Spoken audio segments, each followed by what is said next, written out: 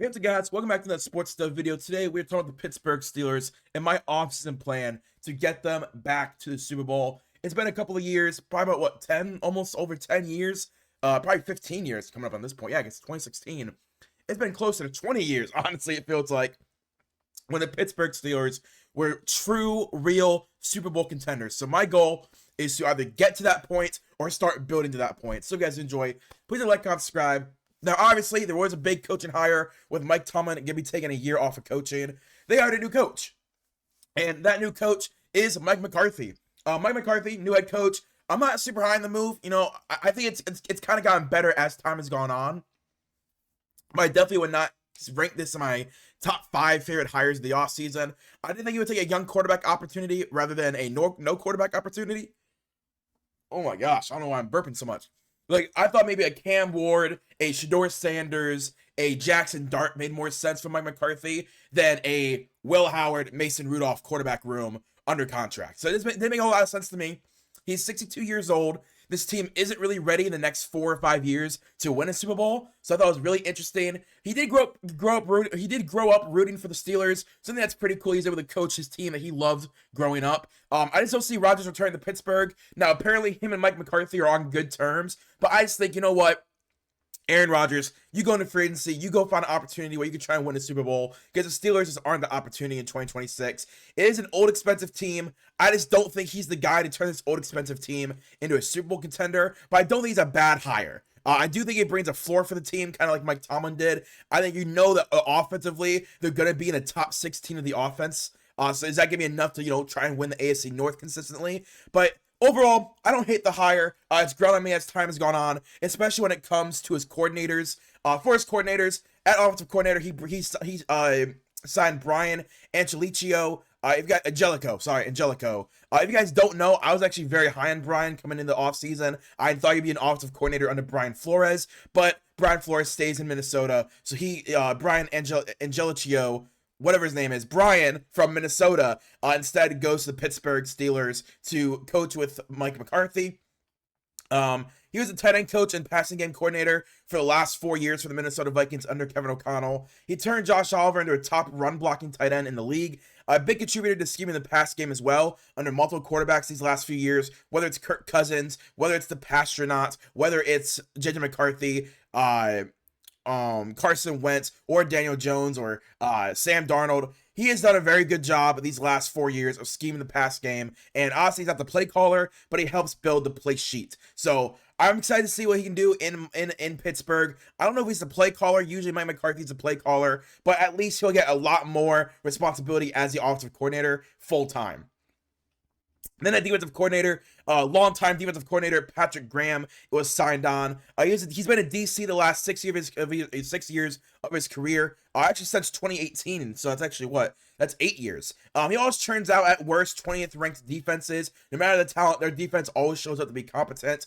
He is the epitome of the average DC, but I think with talent on the roster they already have, and the Steelers always being great at drafting, I do think he finally has a chance to show his true skill as a defensive coordinator, because his talent is going to get better every single year, and already the talent on roster is better than what he's had the last 4 years in Vegas. So I do think Patrick Graham is going to have a really good run in Pittsburgh, and if he can just get a good roster around him, man, I do think the way he's able to stop the run, get after the quarterback, is going to be very good. I do worry about his secondary. That is always an issue with Patrick Graham, is the secondary. But again, Joey Porter Jr. is a really good corner. At safety, you have a lot of great depth at safety as well. So I do think Patrick Graham will be able to improve overall. Special teams, Danny Crossman's going to be the special teams coordinator. He's a former special teams coach under Brian Flores when he was in Miami, and he actually stayed over from Brian Flores' time and stayed under Mike McDaniel until this past season when they cleared house and Jeff Hafley did not retain him. He's one of the better schemers of special teams coverages. He's shown an ability to develop multiple specialists, and you have Chris Boswell, obviously one of the best kickers of all time. He's 37, 38 years old, so Danny Crossman can get the most out of him as a kicker, but also they can find a kicker once he retires to kind of take that mantle, and Danny Crossman's a great guy to do that. And again, he's great at scheming coverages when it comes to punt and kick returns. The Dolphins did not get a lot of returns on them, and I do think Danny Crossman deserves a lot of credit for that. So entering the actual offseason, after you talk about the coaches, the cuts and or trades, we have $44.9 million in cap space. Next year, you have 158. The year after, 223. So honestly, you know, I do think they have a lot of money on the roster. You have Alex Highsmith, Jalen Ramsey, TJ Watt. Like, there's a lot of guys making a lot of money in this defense. Cam Hayward, Patrick Queen. Then on offense, Aaron Rodgers, obviously, DK Metcalf. Like, it's a lot of money in a lot of different places. So $44 million of the cap is not the worst I've seen, but I want to get as much cap as possible because I do think we're going to be entering a minor rebuild. So my first thing I'm going to be doing is I'm going to be trading TJ Watt. So TJ Watt this last year had 27 tackles, 8 sacks, 2 forced fumbles, 28 run stops, 46 pressures, and 6 batted passes, which was second in the NFL. He has taken a step back as a pass rusher. You're going to ask any Steelers fan. His sacks are a lot of cleanup sacks or one-on-one opportunities or free runs because he's at the linebacker position and his blitz is down. You can ask any Steelers fan that, and they will all agree that the last year and a half has not been the best TJ Watt has been, especially after he signed that $40 million a year deal. He doesn't have the power or speed he once had. Again, I do think he's still a starting caliber guy and someone that a lot of teams definitely still want on their roster. I think he is going to have a very large market across the NFL. Former Defensive Player of the Year winner, former tied for the sack record until Myles Garrett broke it this year. He was tied for the league record. This is someone that is very productive when he's healthy, but that's another thing. TJ Watt has not been healthy these last 2 years. Obviously, this last year, I believe it was a collapsed lung is what he was dealing with. So I do worry about his health. But for a team that I'm going to be trading him to, they just need 1 or 2 years of TJ Watt, and they're willing to pay that big time money, and that is going to be Chicago. So the Pittsburgh Steelers, they get a 2026 third round pick, number 89 overall, and Chicago gets TJ Watt. Nothing crazy, just a straight up 1 pick for 1 player. I don't think TJ Watt has the massive value. I think he'll have a large trade market. Like, a lot of teams will call about him, but I still think anyone's willing to give up a second or first round pick for TJ Watt. He's on the bad side of 30, making $40 million a year, coming off of, one of his worst seasons of his career. I do worry that, if he gets to another scheme, will he regress? Is he a Mike Tomlin merchant? We don't know. But TJ Watt, I am going to be trading to the Chicago Bears. I think that they're trying to get a premier pass rusher, and I do think that is going to be TJ Watt. Their GM, Ryan Poles, just came out yesterday and said that they do expect to make 1 or 2 big trades in the offseason. And I think TJ Watt is the exact kind of guy that they want to grab. Someone who they can pay a lot of money for the next year or two, while Caleb Williams is still on a rookie deal, and can get the most out of the tail end of his career. And he still makes his money. He's on a playoff caliber team, and the Pittsburgh Steelers can move off that money and get a third round pick for him. I think it's an even trade. Honestly, if you were to trade TJ Watt when he was 27 and was, having his great seasons, you would have gotten a few firsts. But at this point of his career, I think a low third is the highest that you're going to get. So 89 is what I'm going to do with TJ Watt. Next, give me Jalen Ramsey. I'm going to be cutting Jalen Ramsey. This last year, he had 65 tackles, 1 interception, 24 run stops, 3 sacks, and 6 pass breakups, which was 4th in the NFL at safety. He was a great trade for last season. This is definitely someone that was a Mike Tomlin trade, where he wanted to try and get the most out of his roster every single season. And Jalen Ramsey played great. I just want to take this team in a new, young direction. That's why TJ Watt, who's 32, I'm moving off of him. Jalen Ramsey, 32, I'm moving off of him. I just want to get younger and cheaper. He makes too much money to be traded. I don't think anyone's going to be traded for Jalen Ramsey on $19.5 million. He still showed all-around ability for his age. In fact, when he moved from boundary corner to kind of that strong safety nickel corner hybrid, he played great. Great physical safety. He doesn't have the speed really to cover guys one-on-one anymore, but when it's like a strong safety zone type of role, he was amazing. Still a hard hitter, very physical guy still, and I do think there is a world where he plays next year for a very high-end team, but it's not for $19.5 million. So I'm going to cut Jalen Ramsey, save almost $20 million in cap space, and say, hey man, good luck, go sign to a team that wants to, you'll go ring chase. Go and win another ring. You won one in LA. Go win another one before you go out proud. So I'm going to cut Jalen Ramsey and save $20 million. Next would be cut is Jonnu Smith. Jonnu this last year, 38 receptions, 222 yards, and 2 touchdowns. Darnell Washington and Pat Freiermuth are giving me my focus at tight end. Pat, we already paid a contract to. Darnell's on the last year of his rookie deal. I want to focus on them this season. He was an Arthur Smith move. When Arthur Smith went to the Steelers, they wanted to grab his versatile run blocking, really good receiving tight end. I just don't think that the Mike McCarthy system utilizes heavy tight end sets. I think it's more of that 12 personnel, and that's really it. Even then, it might just be a lot more of 11, especially when you had Amari Cooper and CeeDee Lamb. You only really saw Dalton Schultz, and then Jake Ferguson. I think he will find a home very quickly. This is someone who has had a lot of snaps in his career, really good run blocker, solid pass catcher. I just don't think I want to have him on my roster for $7 million. I'd save $7 million cutting him. So I'm going to cut him, save $7 million. I do think he'll be on a roster pretty quickly because that is someone I think is pretty valuable in the NFL. Next, some other cuts. Malik Harrison, backup linebacker. Nothing crazy. I'm going to cut him for $4.7 million. Brandon Eccles, backup corner, cut him for $3 million. Ben Skoranek, special teamers, backup slot receiver, cut him, save $2.2 million. And Calvin Anderson, backup lineman, save $2 million, cutting him. So I just opened up $12 million more in cap space, just cutting some, fringe roster guys that play their roles. Restructures, I'm gonna do no restructures. We already opened up a lot of money because we opened up to $112 million. So almost $80 million in cap space we opened from cutting Jalen Ramsey, trading TJ Watt, cutting Jonnu Smith, and all those 4 roster guys. We opened up $80 million in cap space. Fantastic number to be sitting at. So with the re-signings and structures, and re-signings and extensions, oh wow, positive 201 next year. Yeah. We are definitely going to be signing some guys to extensions because there's a few guys that are worthy of that right now. First re-signing I'm going to be doing is Asante Samuel Jr. He was signed late into the season, and, for the role that he played, I think he did play it pretty well. Us last year had 10 tackles, 1 interception, 2 run stops, and 0 pass breakups. Again, it took him a few weeks to kind of get back in the NFL body. Didn't play until I think week 10 or week 9 because he was dealing with an injury and was recovering.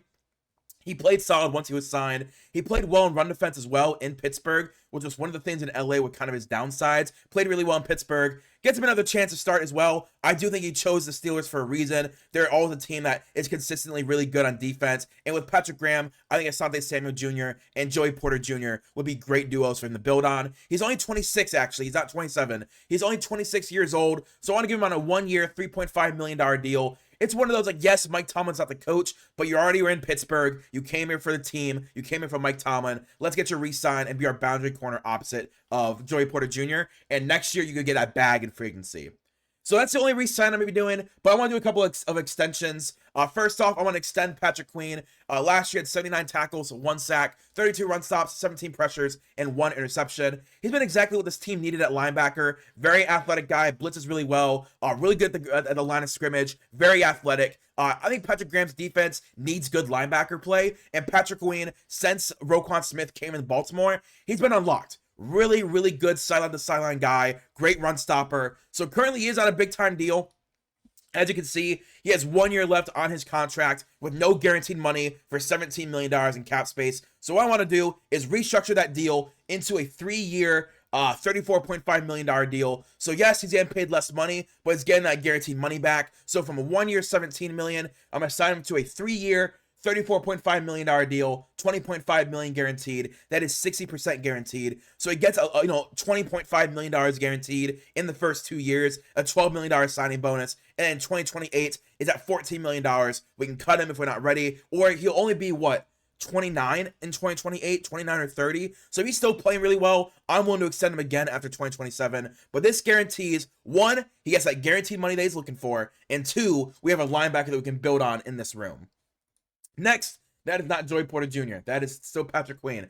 Joey Porter Jr. this last year had 46 tackles, 1 interception, 12 run stops, 11 pass breakups, which was 7th in the NFL. He's been a lockdown corner since his career started. Joey Porter Jr. has been very good. The Steelers really have developed him really well. Ramsey at safety really allowed Joey Porter to do what he does best, and that's lockdown as his corner, and then in run defense be able to roam and blitz the quarterback or the running back behind the line of scrimmage. He showed he can shadow great guys, whether it's Mike Evans, whether it's Jamar Chase, whether it was Jerry Jeudy. He can shadow guys and lock them down.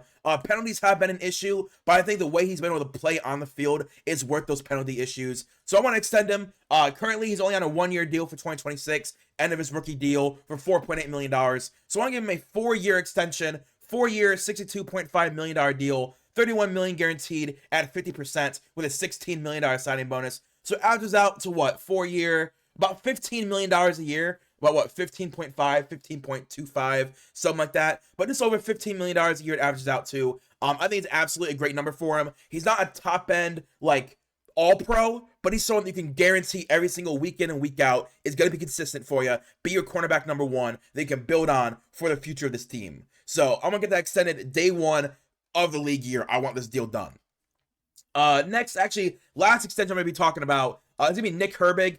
Nick Herbig this last year had 14 tackles, 8 sacks, 2 forced fumbles, 20 run stops, and 47 pressures. He showed out during TJ Watt's injury. Alex Highsmith also showed out while TJ Watt was gone. That's why me trading TJ Watt to me isn't that big of a deal, because you have Alex Highsmith, who's a great starter, Nick Herbig, who showed he can start, and then you have Jack Sawyer as well, he drafted last year, gets more playing time now that Nick Herbig's backup role now goes to him, so he's gonna get those 400 snaps a year. But Nick Herbig, he has 15 sacks over the last 2 years, 8 sacks this year, 7 sacks last year. He's a good power rusher. Sack every 44 snaps, which would average out to 1 a game if he was a full-time starter, because full-time starters play about 60. But this year, with his snap count, it averaged out to every 44 snaps. So again, let's just say he goes every 50 snaps. That is still a 16 to 17 sack guy waiting in Nick Herbig.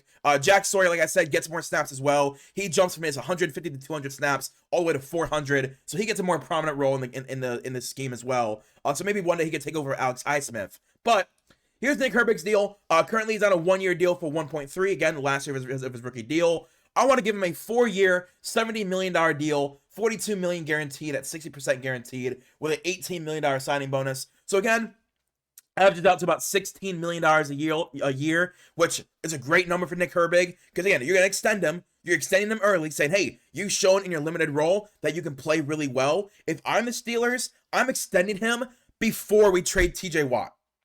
I'm absolutely extending him before we trade TJ Watt, because if you trade TJ Watt and then come to the table, guess what? His agent and himself are going to say, whoa, whoa, whoa, whoa, we have a starting role now. Let's wait 1 more year before we talk extension talk. Because what if Nick Herbig has a 13 sack season? We want to be making 25, 26 million a year versus a 16 or 17 million that we get right now. So I think you gotta sign him early. Like, the minute this video gets posted, I would sign Nick Herbig to an extension and trade TJ Watt the first day of the league year. So Nick Herbig right now is getting that money, thinking he's gonna be that 3rd down guy, and you immediately trade TJ Watt, and boom, he's a starter. You got for $16 million a year. I think that's a great number for him. You get him on a team-friendly contract. He gets $42 million guaranteed, and your team gets even better. So that's what I would do. Those are the 3 extensions I would do: is Patrick Queen, Joey Porter Jr., and Nick Herbig. Other guys like Broderick Jones, Darnell Washington are also coming up on free agency next year, but Broderick Jones has not been a reliable tackle, and Darnell Washington, I would keep Pat Fryermuth over Darnell. But entering free agency, you got positive $120 million. That's a great number to be saying that. This is a team that can get a lot of free agents to sign with them just because of the name alone, but also need a lot of free agents. So, entering free agency, the first guy I want to sign is going to be Malik Willis. Listen, I think it makes a lot of sense for Malik Willis to be in Pittsburgh. They need a quarterback, and they don't need a quarterback for the next 4 years. I think they need a quarterback for the next 1 or 2 years while they figure out the future of their franchise. So Malik Willis this last year had 422 yards, 3 touchdowns, and 0 interceptions. He showed this year he's grown from his Tennessee time in Green Bay under Matt LaFleur for 2 years. I think that was really good for Malik Willis' development. He has a good arm, which Mike McCarthy likes. And McCarthy is a great developer at quarterbacks. He developed Aaron Rodgers. He developed Dak Prescott, because once Jason Garrett left, Dak Prescott went from a fringe Pro Bowler to like an MVP candidate in 2 years under Mike McCarthy. Then they want to move on from Mike McCarthy, and he's still playing at that level. And that is a lot of that does deservedly go to Mike McCarthy. And it allows them to be competitive, because now there's no long-term money. It's just a 2-year deal. It's the exact same deal Justin Fields got. It was so he's getting a 2-year, $40 million deal. It is less guaranteed money. It's only $20 million guaranteed at 50%. So could another team out-offer him? Absolutely. But if Malik Willis wants a spot where he can truly develop and get, think 10 years ahead from now, do I want to be in the NFL in 10 years and make even more money? I think the right move is to go to the Pittsburgh Steelers. So less money than Justin Fields, because Justin Fields, it was different last year.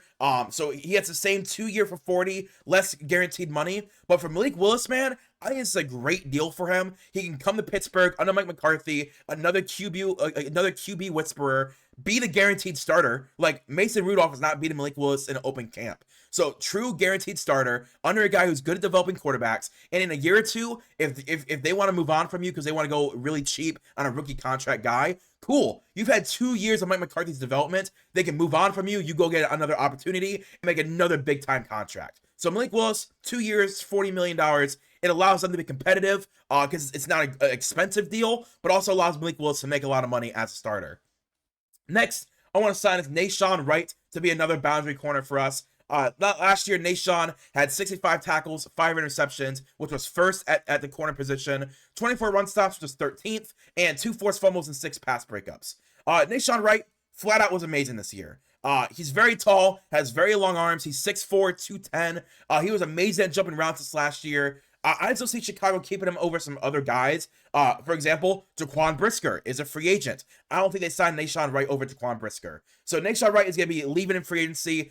He was also a 1-year pickup because, again, 1 year of Nahshon Wright does not negate 4 years of Nahshon Wright being really bad and being cut from multiple teams. 1 year of Nahshon Wright in Chicago, great job. He did amazing. Go earn your money. But I just don't see Chicago signing him. So the Steelers, I want to sign him to at least be a backup boundary guy. But I think put Nahshon in the nickel. He's very athletic, very good eye for the run game. I want to put Nahshon Wright in the nickel position. So I'm going to give him a 2-year, $18.5 million deal, $9.5 million guaranteed at 51%. So he's going to get $18.5 million because I don't see us cutting him because at worst, this is a really good boundary corner who just showed you that he still has that athletic ability in him. And at best, he's just starting in a slot corner. He starts for you. A 6'4", oversized slot corner who can guard boundary receivers as well. I would love to have that in the Pittsburgh Steelers. This is a very thin, very weak cornerback room, so I do want to invest in it. And Nahshon Wright, by the way, was a Mike McCarthy draft pick with the Dallas Cowboys. So Nahshon Wright and Mike McCarthy know each other. It works out.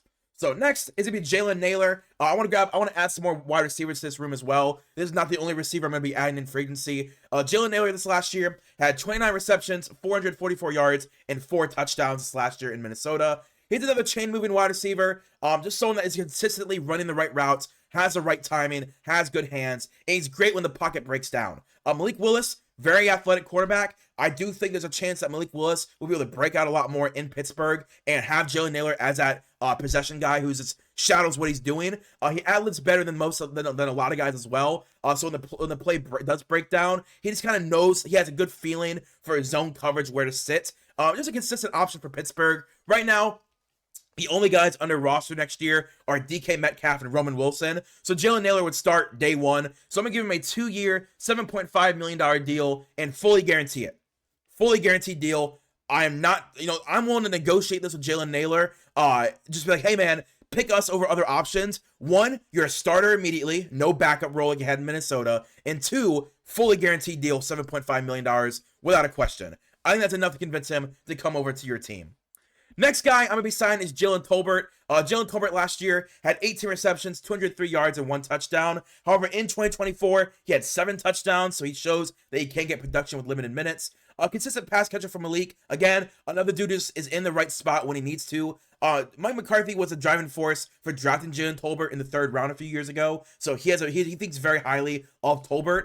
He's 6'1", 195. He's not a polished route runner still, but I think he does have good hands. So whether it's in the red zone or it's in the in the half field mark, Jalen Tolbert could be a very useful weapon with his size and frame. So I'm gonna give him a 2-year, $9.5 million deal, $5.5 million guaranteed at 58% guaranteed. So technically more money than Jalen Nailor, but less guaranteed money because I do think Jalen Nailor would be the starter, with Jalen Tolbert kind of being that wide receiver 3 or 4 mold.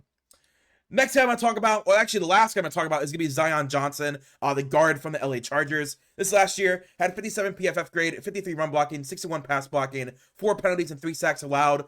I don't really care what PFF says this last year. He got screwed over because the Chargers, everyone got injured. Rashawn Slater, Joe Alt, Bradley Bozeman, Jamari Salyer, every single starter, Mekhi Becton, every single starter got hurt. So Zion Johnson was the only healthy guy the entire year, playing with Trevor Penning. Will Clapp. No, I'm not blaming Zion Johnson for his bad numbers. He's been a fantastic guard since entering the NFL. He's the only consistent guy in LA. He's a great run blocker. I want him in Pittsburgh. I want him to finish off this offensive line for the next couple of years. So I'm going to give him a 4-year, $52.25 million deal with $28.25 million guaranteed. That's 54% guaranteed. I just want to solidify guard. The draft a class or 2 ago, you had Troy Fontenot, you had Zach Frazier in 1 draft class, Max McCormick in another. Let's have Zion Johnson finish off that left guard spot. So now the only big question mark is left tackle with Broderick Jones. Is Broderick Jones the answer for the future with a new offensive coordinator, a new head coach? We'll find out. But Zion Johnson finishes that offensive line of the young guys that are currently there. He's the one veteran that you know is going to be there for the next 4 years. So some other signs I'm going to be doing. Tim Patrick, a wide receiver, solid route runner, slot guy, boundary guy, 1 year for $2 million. Trent Brown, a backup right tackle for $2 million, has played a lot of snaps. I think he'd be very good for this very young offensive line to grab him. Same with Austin Corbett, backup center, very experienced guy. I just want to add more depth and backups to this wide receiver and running back and offensive line room. It's very young. I just want more guys to kind of help these guys develop. So now entering the NFL draft, you're at positive $94 million. The reason I'm not go big on signing free agents, by the way, I don't know what they want to do, right? This is a very good team, like on paper, very good, very accomplished team. But what do they want to do? Do they want to go all in with their money and try and win a Super Bowl? Yes, but at the same time, you don't have the quarterback, right? So Malik Willis is a shot at the quarterback to solidify the position for the next year or two. But I think they need to fill out their roster, and in 2027 is when they go all out for their quarterback. Whether that's Julian Sayin, whether it's anyone you want to say. I just think they're going to keep their money at $94 million and let it roll over into 2027, and they're going to have a crap ton of money, a lot of draft capital, and they're going to feel very comfortable about the future of this franchise. But entering the draft, here's what I decided to do. Boom! Very big draft class. Might be one of the biggest I've actually done in one of these videos. But in round 1, pick 21, I'm going to grab Dylan Finneman from Oregon, the safety.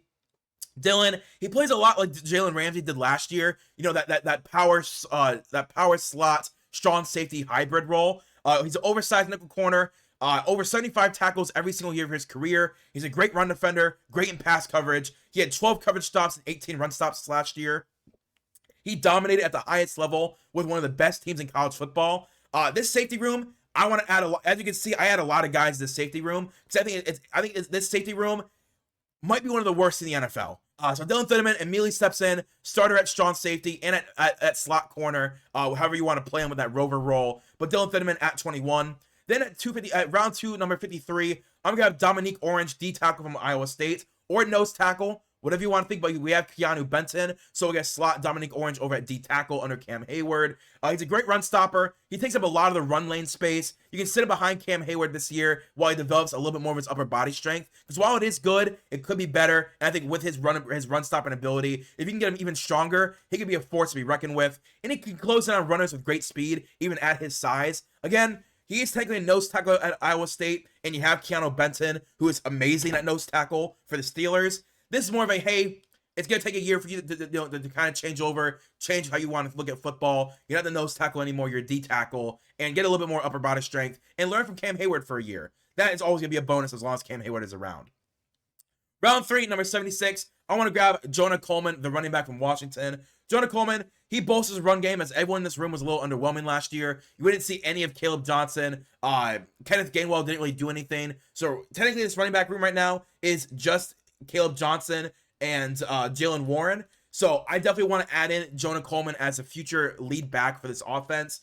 Bell cow responsibility, great downhill runner with great speed, can run routes, good pass blocker. I want everything to do with Jonah Coleman in this draft in the 2nd or 3rd round. So if he can slip to the 3rd round and the Steelers are there, I don't see them not grabbing Jonah Coleman, because now you have Caleb Johnson's physical running style with Jonah Coleman's 3rd down ability. Absolutely, I'm taking that.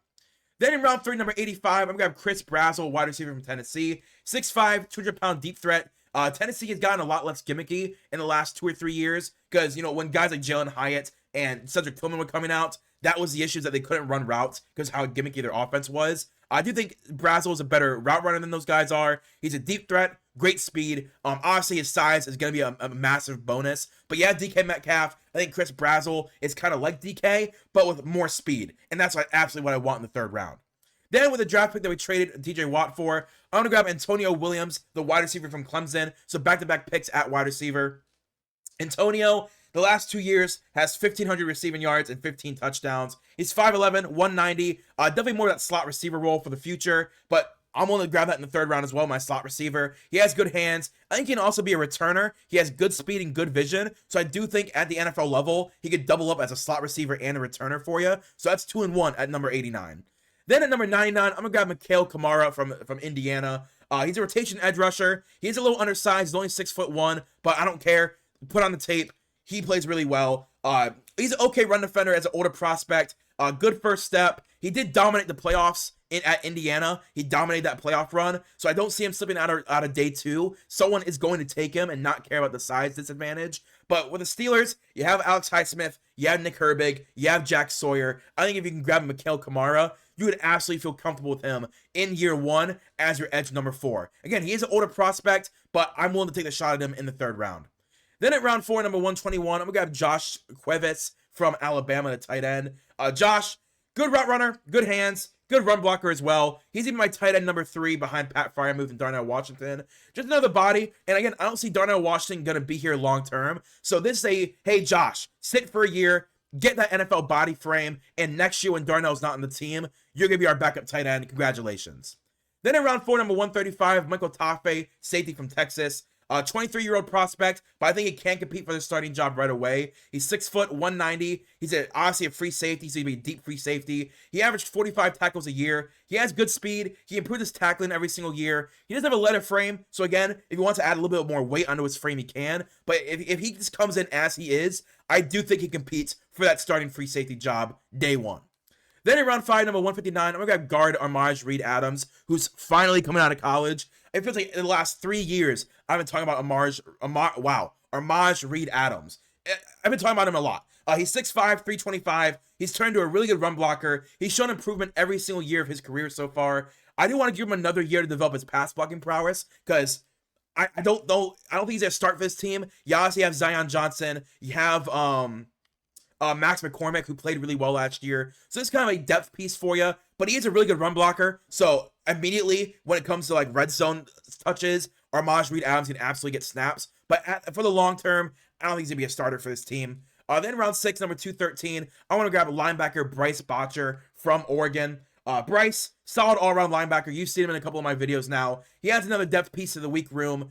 He nearly broke 100 tackles this last year. He was a starter for one of the best defenses in college. 14 coverage stops, 35 run stops. He's aggressive. He has a good mind of, I don't care, I'm going to attack the ball. I love that in a guy in the 6th round, so I want to take a shot on him. He's a little undersized.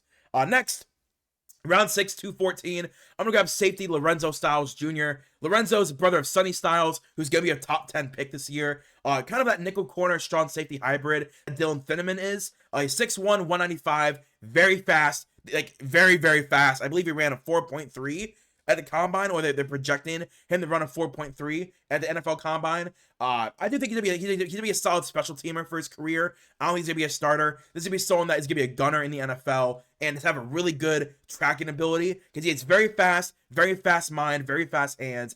I just don't think he's gonna be a starter in the NFL, but as a special teamer, he could definitely have an 8 or 9 year career as a special teamer with his vision and speed. Then round 7, number 224, I'm going to grab edge Logan Fano from Utah. That's right, back-to-back brothers of first-round picks. Logan Fano is Spencer Fano's brother, who's a top 10 tackle prospect. Solid day 3 prospect for Logan. Consistent pressure to sack ratio. Over the last 3 years, he has 12 sacks. So he's just a consistent guy. Good run defender, 6'5", 260. It's a shot in the dark at a dude in the 7th round. Again, brother of a top 10 NFL prospect. Very athletic guy. I'm willing to grab him in the 7th round, see what he's made of. Then at number 237, I'm going to grab another free safety in Lewis Moore from Indiana. Lewis Moore, 6 interceptions and 1 touchdown allowed last year, was a great pass defender. He is only 5'11", 200 pounds, so little undersized in both weight and size, but tape shows he has really good ball skills. I do think he could be a late round hit depending on the scheme. You know, like Xavier Watts, for example, was a 3rd round pick last year, led all rookies in interceptions. I think Lewis Moore, put him out there as a deep free safety on certain coverages, whether it's like Hail Mary situations, Lewis Moore's coming down with that ball. So I'm on to draft him in 237. He is a redshirt senior. He's 24 or 25 years old. But again, 6 interceptions, 1 touchdown allowed. I'm willing to take a shot on a dude in the 7th round on that. So entering the actual season then, here's my projected depth chart for the Steelers. At quarterback would be Malik Willis, Mason Rudolph, Will Howard. Again, Malik Willis would win that with ease. Running back, Caleb Johnson, Jonah Coleman, Jalen Warren. The reason I put it in that order, I think they would want to get the younger guys more involved, with Jalen Warren kind of being that veteran role. Tight end, Pat Freiermuth, Darnell Washington, Josh Cuevas. Don't know why Darnell Washington was put above Pat. Pat's a starter. Wide receiver, the only 2 returning guys are DK Metcalf and Roman Wilson, with adding Jalen Naylor as a starter at the slot, with Jalen Tolbert as a wide receiver 4. Then the rookies, Chris Brazzell, Antonio Williams, Tim Patrick, the veteran. Offensive line-wise, Broderick Jones, Zion Johnson, Zach Frazier, Mason McCormick, not Max McCormick, Mason McCormick, Troy Fontenot as your starters. Again, left tackle could be a question for the future, but I'm going to solve that next offseason. Then the backups, Dylan Cook, Armaj Reed-Adams, Austin Corbett, Spencer Anderson, Trent Brown. So Austin Corbett and Trent Brown are the veteran voices in this offensive line room, with Zion Johnson obviously being a 4-year vet now, but like the 30-year-old guys are Austin Corbett and Trent Brown. So offensive-wise, I like the mixture. Malik Willis, more athletic guy. Jonah Coleman, that third down guy, dude who can become the bell cow. Wide receiver, you invest a lot in different type of wide receivers. Offensive line-wise, Zion Johnson bolsters the interior. I like it. Really good offense. Defensively, Derek Harmon, Keanu Benton, Cam Hayward, returning starters, with Logan Lee, Yaya Black, and Dominic Orange as your backups. Great D-tackle room, as usual. Great D-tackles. Edge, Nick Herbig, Alex Highsmith as your starters. Both are returning. That's a great edge starting room, with Jack Sawyer, Mikhail Kamara, and Logan Fano as your backups. So I maybe want to add a veteran edge rusher, right? Maybe just want to add someone to that room so it's not all 2 rookies, a second-year player, and Alex Highsmith and Nick Herbig. At linebacker, Patrick Quinn, Peyton Wilson as your starters, great starters, with Malik Harrison, Carson Bruner, and Bryce Bocher as your backups.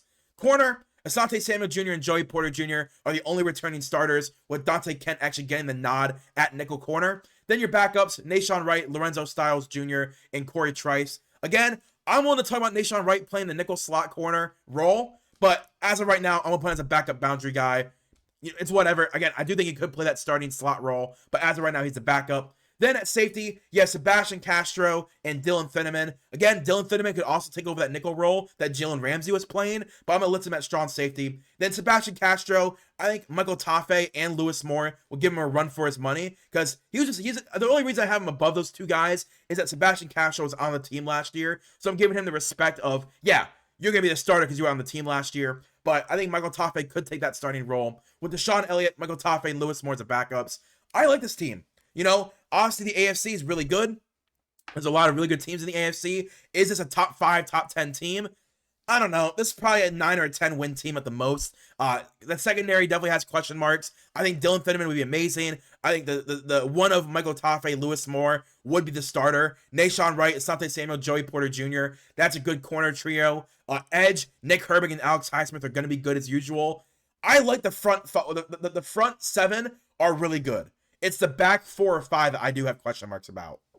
Then offensively, obviously, we know what the offense would be under a Mike McCarthy offense with Malik Willis and his arm, his running ability. This would be a top 16 offense. The defense would also probably be top 16. So they would probably make the playoffs at 10 or 11 wins. But let me know what you guys think in the comments down below. What do you think would be the max wins you could get out of the Steelers roster? If you guys did enjoy, please hit like, comment, subscribe, and I'll see you guys later. Peace and bye.